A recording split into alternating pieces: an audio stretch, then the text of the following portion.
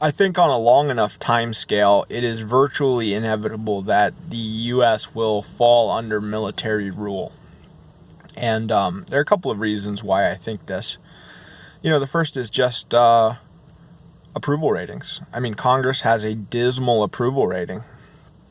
It's in the single digits. The president is usually elected by a large minority of Americans. 20% approximately of Americans elected our last president. And that's not much larger than the percentage that typically elects a president. And presidents are frequently very controversial.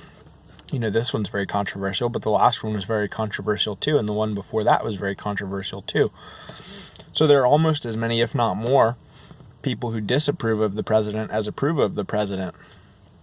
And, the Supreme Court used to have strong supermajority support, but that's fallen to minority support, strong minority support now. And that's mainly a consequence, I think, of engaging in judicial activism and legislating from the bench. They used to take kind of an impartial role as adjudicators of the law, and now they have a huge hand in setting the law, and so, that impinges on a lot more people than their old role used to. And so, they're not non-political anymore. They're very much political. And whatever you think about controversial decisions, whatever you think about gay marriage or abortion or any of these topics that they've legislated from the bench on,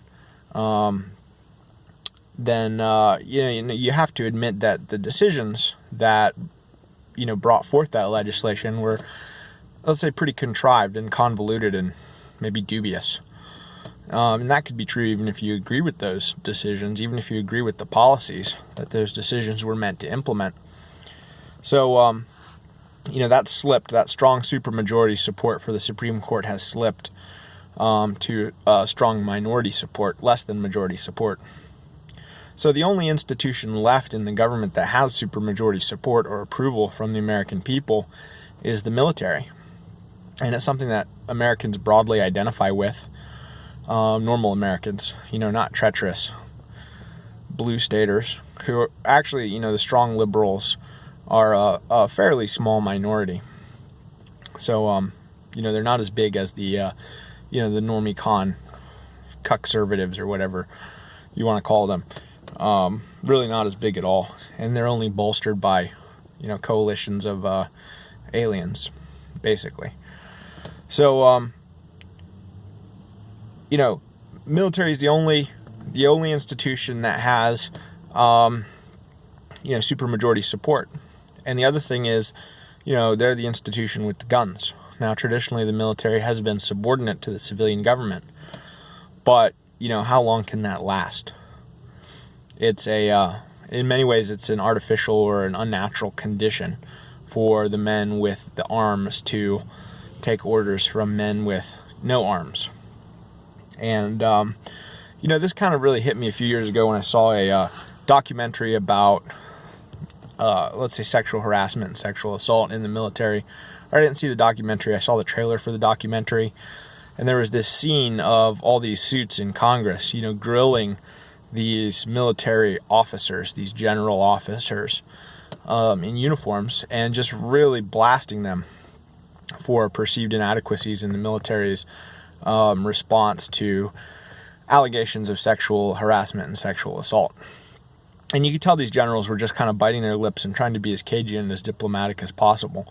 But, in that case or in any other case, how long are uniformed men who command armed men going to sit there and take that kind of abuse from people who have single-digit approval ratings and they have supermajority support from the civilian population? And, more so, not just the humiliation of that kind of grilling, but, let's say the country is falling apart. Things are deteriorating. Things are slipping into chaos. Things are getting out of hand. The civilian government can't keep a lid on things. How long is the military going to stand by and watch that happen without taking matters into their own hands? And I don't think the answer is forever. It might be a long time. But they're really only restrained by their own unwillingness to cross that Rubicon.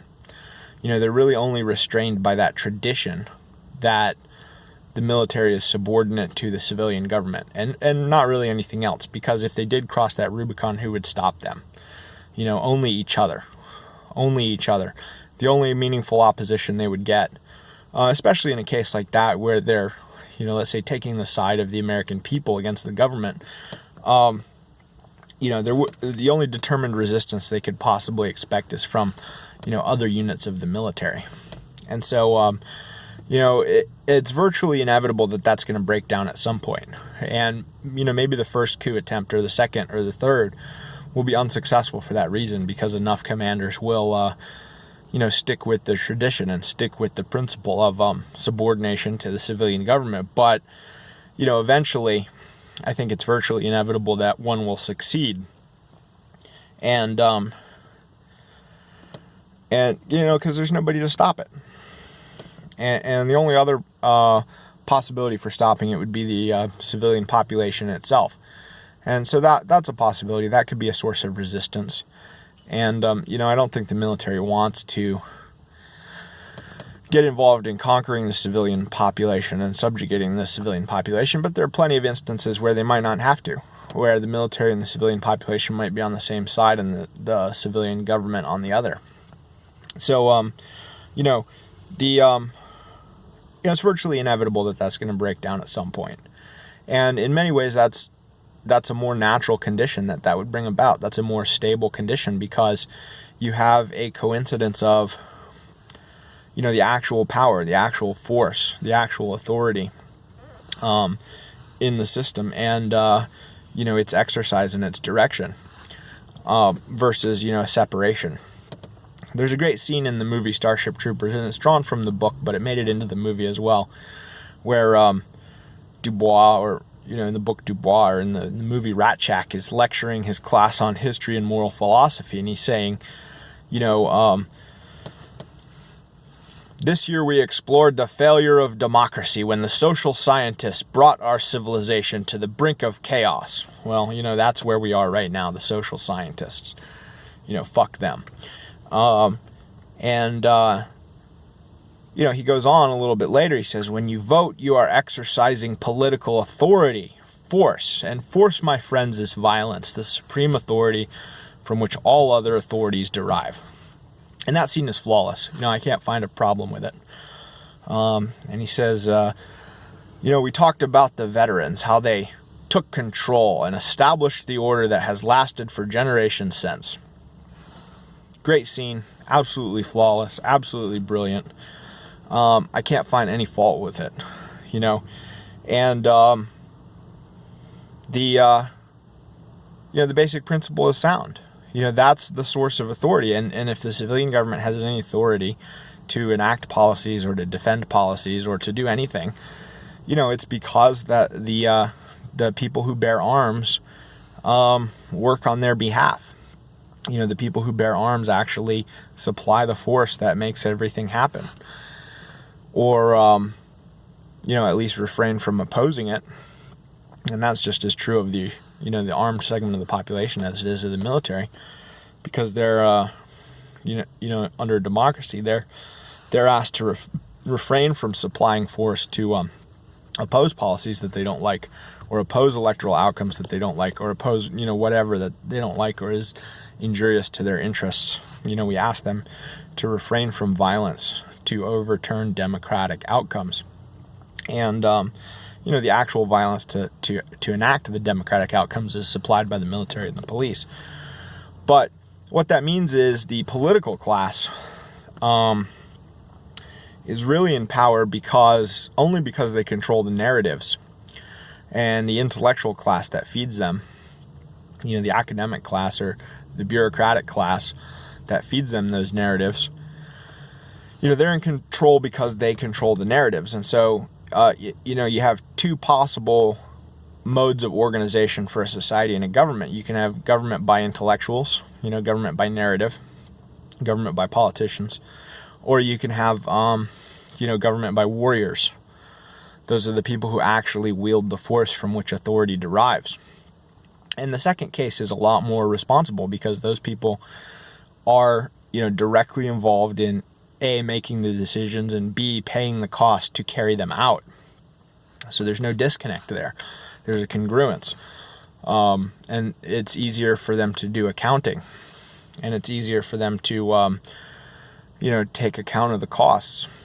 And the other thing is, when you have an intellectual government or an academic government or a bureaucratic government, or a government by politicians, these people will always be tempted to get more for less by warping the truth, by twisting the truth, by tweaking the narratives to conceal costs or to overstate benefits, and through propaganda techniques, by influencing public opinion and stuff. They'll always be able to extract more benefits and provide less by controlling the flow of information and by controlling the narrative. And they'll always be tempted to do that. And that temptation is not only overwhelming, but, the people who don't engage in that are not going to be able to compete in that arena with the people who do. And so it's really a kind of a Darwinian thing that selects for, liars, and selects for manipulators, and selects for frauds. All political speech fundamentally is fraud, basically. Nowadays, in our democratic system, in our mass media system, all political speech is basically fraud, because you can't get elected, on the truth and the whole truth, and nothing but the truth. You can't get elected or stay elected on that basis, and so you have to engage in politicking. You have to engage in deceptive political speech. You have to engage in influence mongering and pandering and everything else. You just have to. There's no way around it. Nobody who doesn't do that can compete. But on the other hand, you have in a martial government, in an aristocracy, which is another way of saying a martial government. An aristocracy is a government by the martial elite. Then there's much less incentive to engage in that. Because the power of an aristocracy, of a martial elite, of a warrior caste, is based on loyalty and cohesion and teamwork and solidarity, and all of those things depend critically on trust, which depends upon the truth. And so they have to deal honestly with each other. And even just being able to win battles and stuff, you got to be able to know what's going on. And so there needs to be accurate reporting and accurate testimony within that martial institution. And so truth is critical on many levels within that elite, that governing elite, or that warrior caste. But there's not really much need to engage in deception outside of it, because they can simply lay down the law. They can say, hey, look, you guys need to do this stuff, or you need to not do that stuff, or we're going to fight about it. And we're the guys with the guns, so you probably don't want to fight us. And that's a much more effective a way of setting boundaries and setting guidelines for people who are not in that martial elite than trying to deceive them into doing what's against their interests. You don't have to deceive people into doing what's against their interests if you can manufacture incentives using violence to make it in their interests to do what you want them to do, or to make it not in their interest to not do what you want them to do. That's a really much more honest way of going about things, and ultimately a more productive way. And so that's one of the reasons why I think aristocracy or martial rule, is going to return. I think it's just a matter of time. It's an inevitability. If you look at the numbers, if you look at the logic, if you look at the principles, it's just a matter of time before it comes back. And, they couldn't do any worse. The military could not do any worse than the civilian government is doing right now. It would be very, very hard for them to do worse. And I think they could do a lot better. And they could certainly do a lot better from the standpoint of the majority American population, which is being shat on, and denigrated and demonized and dispossessed and defrauded really flagrantly by the civilian government. Versus the military, which is basically drawn from ordinary red state Americans, and which they identify with and they identify back.